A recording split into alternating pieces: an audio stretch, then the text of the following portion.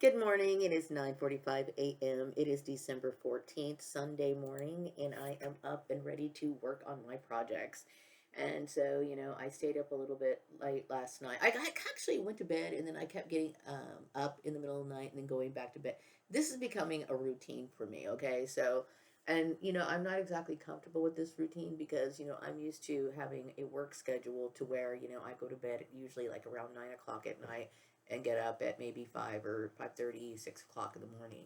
So, a lot of this has a lot to do with the fact that, I'm still dealing with the trauma and the issue of me feeling like I never felt like this was really resolved. And there's a lot of resentment towards it, okay? Because, I dealt with a lot of people who abused me and for many, many years. And this is something that I can't really deal with. I feel as though I would have preferred to see these people eliminated completely from the face of the earth. Why? Because this is too many years to suffer for something that I had nothing to do with. Now, I did talk about the origins of this and how it started with the church. And please excuse my attire. I did get dressed today. It's just that it's very cold in my house, right? And I could wear like a coat or something, but I feel like I'm in the house right now. This is my favorite bathrobe, okay? And I wear it all the time. I bought it in 2003, okay?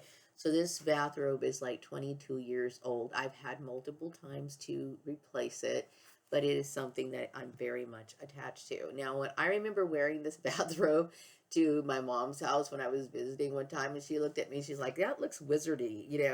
I would say that I am a very mystical person. And I think this is one of the issues that attracted, well, what the church did not understand. Okay, I think the church now understands my DNA makeup. The church now understands that I have nothing against the idea of Christ. I personally believe that I was Christ at one time. Okay, and I also believe that they look at me as somebody who maybe they wanted to, convert to their faith. Like I said, I do believe that I walk in the footsteps of the Christ, meaning I don't create or participate in a lot of the nonsense that most people participate. I am truly separate from the world, okay? But of course, if you're somebody who is inclined to be mystical, such as someone like me, okay, you're gonna like mystical looking things. I mean, this is who I am, and But I think what's important to take note of is the fact that what comes out of a person like me, okay, and most people can tell, unless of course something is demonically wrong with you, that I am somebody who is 100% committed to contributing only peace and resolutions to problems in society. Okay, I've never been somebody who is tries to one up people or compete or try to throw people under the bus or anything like that. Now, I had to call out some people because I needed this stuff to stop. Okay, and when you're dealing with this sort of targeting, you need to be able to attack it from the very base and the foundation. And this is the reason why I called out names, because this should have never happened. And I also want to address the issue of my dissatisfaction of how they brought my son involved in this. This is something I cannot overlook, and I do believe that this was a sign of outright a form of a hate crime. Okay, and it is not excusable, and I do not overlook it. I do not overlook it, nor do I forgive it. Okay, I do not forgive it. Okay, I feel as though some people wanted to compete with me at any cost. They didn't care about who I was as a person. They felt as though I was a threat to who they were, maybe professionally, because I'm someone who takes care of my job. Also, these people seemed very fixated on the way that I look. I take pride in my appearance. Why? Because your outward appearance is a reflection of who you are on the inside, okay? And you want to attract the right vibe, okay? And I think most people know that I'm not interested in dating anyone in here, okay? But I do represent a certain lifestyle and a certain sense of direction that I believe in. I believe in 100%. So therefore, this is where I have the right to make those choices. These items are sold in the store. Clothing is sold in the store of different kinds and styles. And of course, I'm going to take advantage of this. I have heard people on YouTube, a lot of people have, I get the feeling that a lot of people may have tried to shame me because I look younger than what I am. That is in a part of my genetics. I also would like to say that there's people who feel as though just because I look this way, I am not in any way trying to set a standard for how women age, because there are some women who look great with gray hair.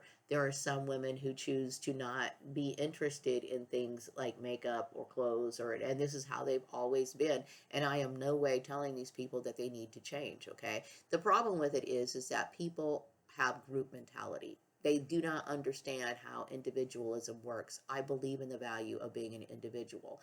Even at the some people think, well, what about having friends? They're not your friends in the first place. Okay? They're just not your friends in the first place. If this is how people are going to behave, then this is what your answer is. What you need, what I need is a specific tribe, people who relate to who I am. And that's it. You know what I mean?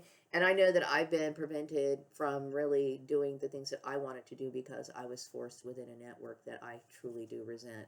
And a lot of these people were from different religions and were using religion as an excuse. Okay, well, I've already discussed this, but I believe in the power and the motivating factors, or what beauty and how beauty enhances my life. Okay, like for example, I talked about some people, they don't like to have any decorations on their walls. Some people, they might come from a religious background. Mind you, I do not believe that the Christ ever tried to emphasize this or encourage this.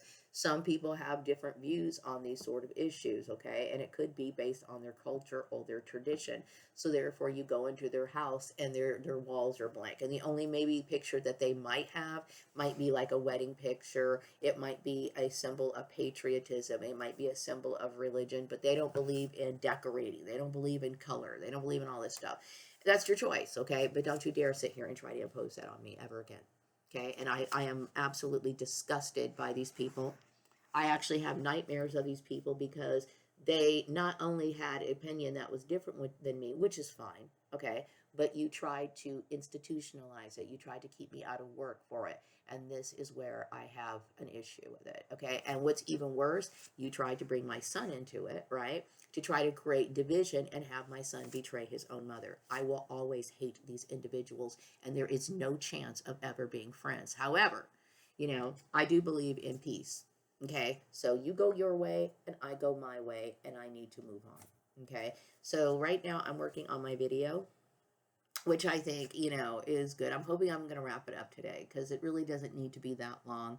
And I know that when I send these blasts out, it is meant for people to watch in their with their companies. Okay, so if you're like a department head, a manager, a business owner, it's important that you watch this with your staff. Okay, and because this information needs to be looked at, it needs to be discussed among people, because this is really an icebreaker and an introduction to resolving the problems with poor management. I truly do believe this, okay? Like I said, people wonder, they talk about harassment, they talk about discrimination, they talk about gang stalking, they talk about, but we need to get down to the root of why these things happen, how they happen, and what can be done to prevent it from happening. And what I'm talking about now in Vigilantes Must Go is the fact that many times people are being targeted, okay, for specific reasons. Okay, in this case, I'm talking about protected classes. I am what they call the poster child of protected classes. Why do I say this? Because everything on the list of a protected, I would not say everything, okay, but a lot of the things on the list are exactly what I am, okay? And let me bring up this really quick because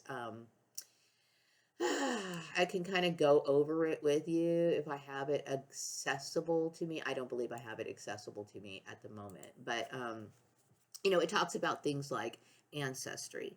Okay, that would be my race. Okay, similar to my race. Okay, my ancestry is my racial background and also where I come from. My age, okay, I am over the age of 40. That's something some people discriminate against. I'm also somebody who is, I'm my marital status, I'm not married. My race, my religion, you know what I mean? I would say that I fall under the category of many protected classes. And see, a lot of times people want to bully you over these issues, and this is what I was stuck with. I was stuck with a trafficking network that honestly believed that they were on the right track. And they also thought that they needed to teach me a lesson. You don't have anything to teach me.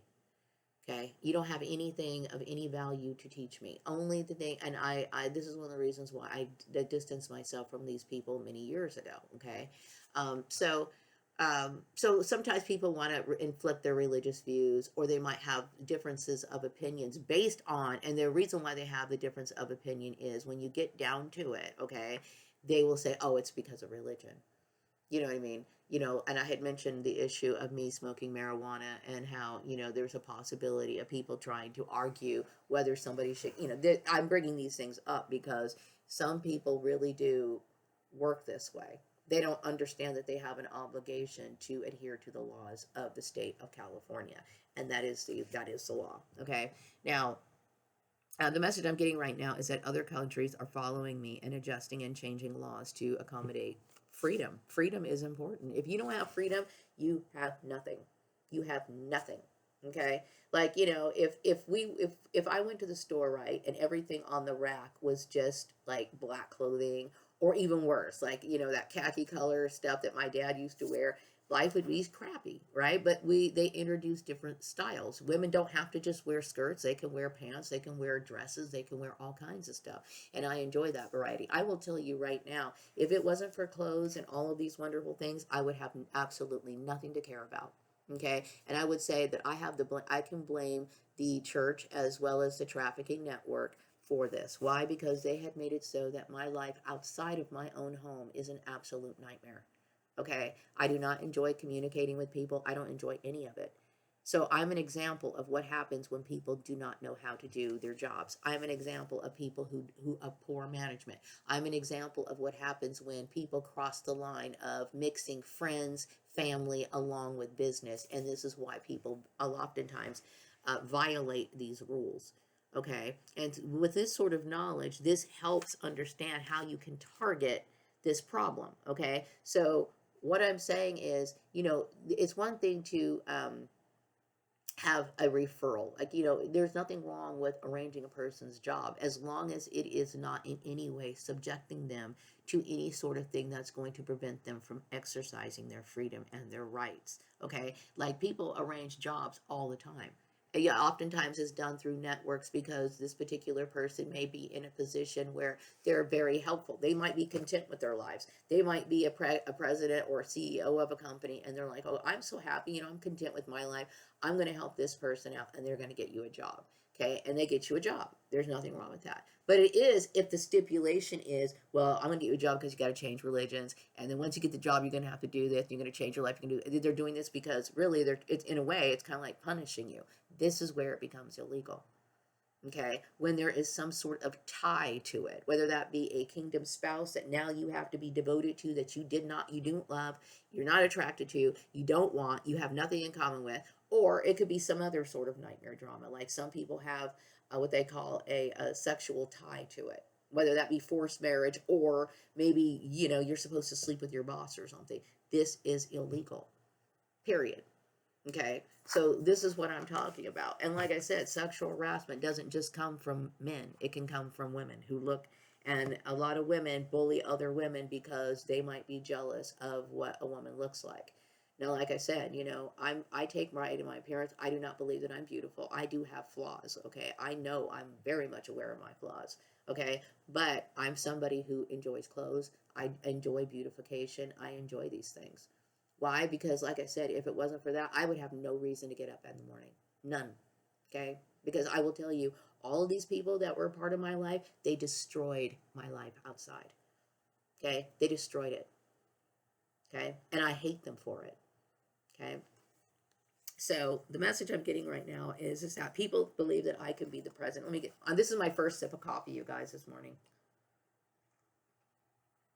And yes, I love drinking my coffee in the morning.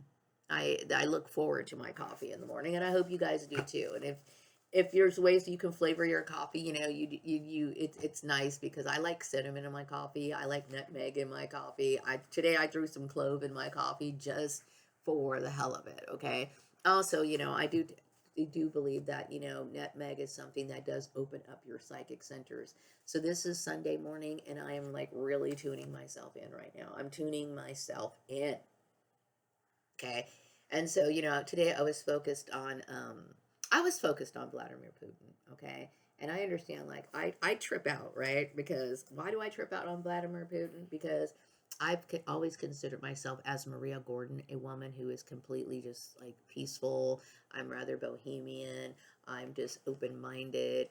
And this man is a man of war. I mean, he's like, he takes care of business, right? And so, yet, I find myself interested in being around this person. So I'm tripping. I'm tripping. But you know what the weird part is? Is that I have to understand that this comes from a past life. It comes from a past life, and I do have this emotional feeling for him to where I do not want him to be fretful. I do not want him to be unhappy. I don't want him to be stressed out. I have this feeling of a deep care about this person that comes from a past life. And yes, maybe you yourself had experienced people that you meet, and for some reason you feel like you want to protect them, or you feel that they might, if they're going through pain, you do not want them to suffer. This is something that relates to a past life. And it is inexplicable, but it's kind of fun too, because I'm sitting here looking at pictures of Putin. He's got, like, military stuff in the background. I'm like, oh my God, that's hilarious. It is hilarious to me. But you know what? I look at myself. There's a part of me, though, that is somebody who can attack things relating to war.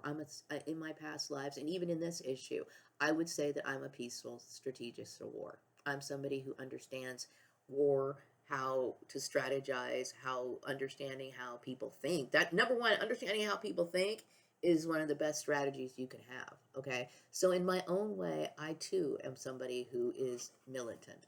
That the reason why people need so many people to go up against me is because I am a 1-1-1 army, and I kid you not. I shit you not. I will not play. I don't play games. Okay. And where does this come from? It comes from, number one, having an understanding of people, but also past lives of me having to use this sort of strategy to outsmart the enemy. And this is what it is. So people think that I can be the president of the United States. And I'm like, okay, I want people to understand that no, I am not.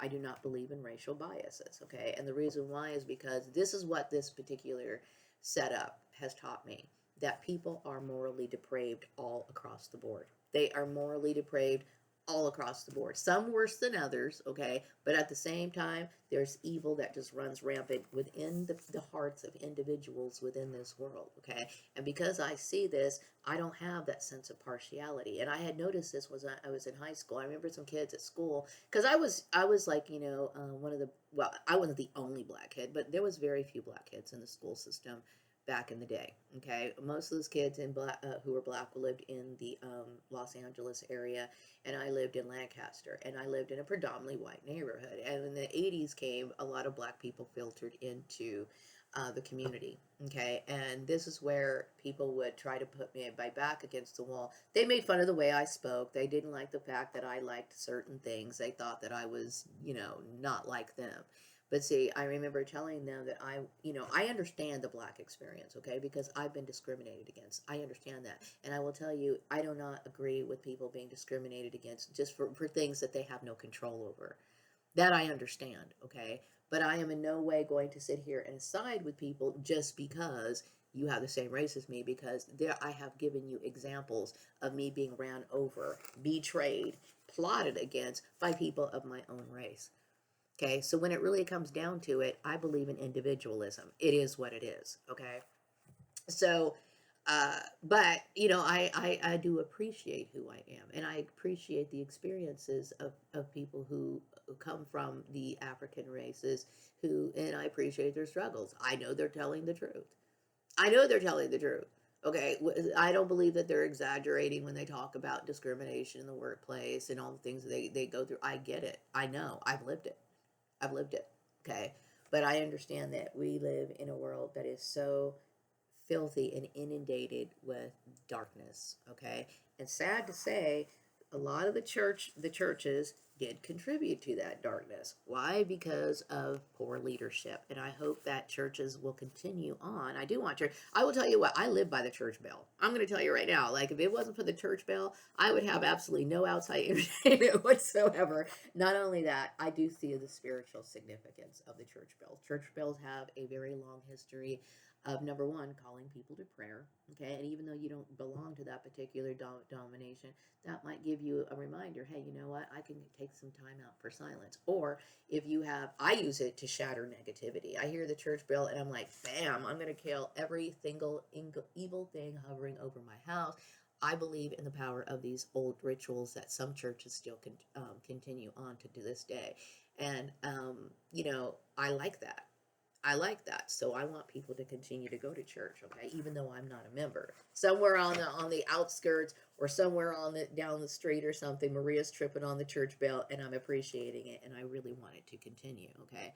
But at this point in my life, I am starting to look back at my life and I realize, man, I've really changed a lot. And I've changed a lot for the good, right? Because I am fully aware of it. Now, there's a lot of heartache that has come with this because I look at my Mary Gordon as a woman who, number one, was ignorant, number one, who really didn't have any choices. She's an example of, why a lot of women suffer. She was put in situations, and I am no way, I think people were trying to say that I do not believe in family units. I believe 100% in family units. I'm saying family units need to be created smarter, not just like don't let outside pressure, put you in situations where you're going to resent it. And my mother resented it. I mean, you know what? The sad part is she didn't have a whole lot of options either. Okay. So when it comes to families, I think families should, take pride in themselves, but it really comes down to loving yourself. If you can't love yourself, you will not love your offspring. Unless, yes, love is important. It is very important. Okay. And so the people that tried to get my son to betray me have no concept of this. They don't have any concept of this. Okay. And this is why it's shameful. It's shameful and it tells me what these people are, and these people are wicked. Now, I will tell you when it comes to, I am not a Bible thumper. I am not, okay? Because you know what? I've known people in my life that love to throw out Bible scriptures, right? And these are the most, the most, what do you call it? Dysfunctional people that just want to throw out scripture just so they could sit here and try to justify their argument, but it's that one little scripture that they want to focus on. They're not reading the rest of it. They're just trying. I've dealt with charlatans and fake people and basically wicked people, trying to hide themselves. Okay. But when I think of things like the Bible and talking about how we're supposed to keep ourselves separate from the world. Okay. The world is filth. It really is filth. Okay. And you can tell if the Bible talks about honoring your parents. Okay, now this is more like an Old Testament thing, but I also understand that not everybody can honor their parents because unfortunately a lot of parents are not honorable. They're not. Okay, and so what I'm trying to get people to understand is number one, cultivating self-love. Cultivating self-love, you will love yourself first. You need to love yourself first. Okay, and when you love yourself, then you know that you love your offspring because they came out of you. If you've suffered in your life, you would not want your child to suffer the same way. You would not want that. You know what I mean? So you would be very concerned about that. And the sad part is a lot of people use their family members as things like commodities and this sort of stuff where there is no love and there is actually forms of slavery that goes on. Like, for example, I found it funny that black people talk about, escaping hardships, but yet my own family was willing to basically make me a slave. Okay, so this is what I'm telling you. People are very mixed up. They don't know what they believe in. They are very discombobulated, and a lot of it has to do on a spiritual side. I'm going to say that it's demonic influence. Okay, on a clinical side, how a person would probably identify this in the material world, they would say these people have mental illness, and the mental illness. A lot of it was created by churches and people independent from their churches maybe enforcing rules and trying to manipulate other people. I believe in people staying in their own lane. Why? Because in order to not covet, in order to not become envious, people have to find a sense of satisfaction. Okay, and only you know what satisfies you. You might have desires that are unfulfilled. It's up to you to go get them. Okay, but it's also you need to set boundaries with people because I'm going to tell you what, there's a bunch of people in this world, okay, that want to make it their mission to interfere with your mission. and they need to be staying on their mission. So it's about, putting people right back where they need to, corralling them back into focusing on their own life and getting the hell out of yours. Okay. And this is what a lot of people deal with, and they don't know how to untangle it. So this is why I'm saying, if people want to be happy, we need to address this issue of taking responsibility for your own self. Okay, and this is what I'm somebody who does. I take responsibility for my own self. I have no idea what makes each individual person happy. A lot of people have an idea what makes them happy, but they've got somebody who's constantly throwing them right there, back into that crab barrel. This is what they do. You know what I mean? And they feel like so it's their mission to do it. And no, it's not your mission to do it. You need to mind your own business. And so what I'm doing is I'm trying to tell people how to tell other people to mind their own business so that you can find some sort of satisfaction within your own life. And when you find satisfaction in your own life, you become the closest thing you can be to happy. Okay, and happy is very rare in this world. And the reason why is because of all of this. All of this. So I'm trying to untangle it. Okay. What else do I want to say? I get the intuitive message. There's support for me in my community to help me go back to work. I definitely want to go back to work. Part of this issue that I'm talking about in Vigilantes Must Go is I'm talking about the going back to the company vision. Okay, a lot of these people who are doing these jobs, they are completely ignoring the policies and procedures within their company, and they're acting out willy-nilly. But the point is that a company is supposed to establish themselves to make money. That's what it is, okay? And I'm going to tell you what, if I was a brick and mortar business, only thing I want is money. I don't have time to discriminate. Every dollar is green and I want it. If this is how you're looking at business truly, okay?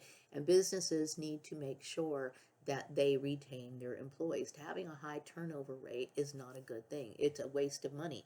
You're firing people, then you're rehiring people, then you're retraining people, and you're draining resources, and you're getting nowhere. So the goal is to have longevity at your job.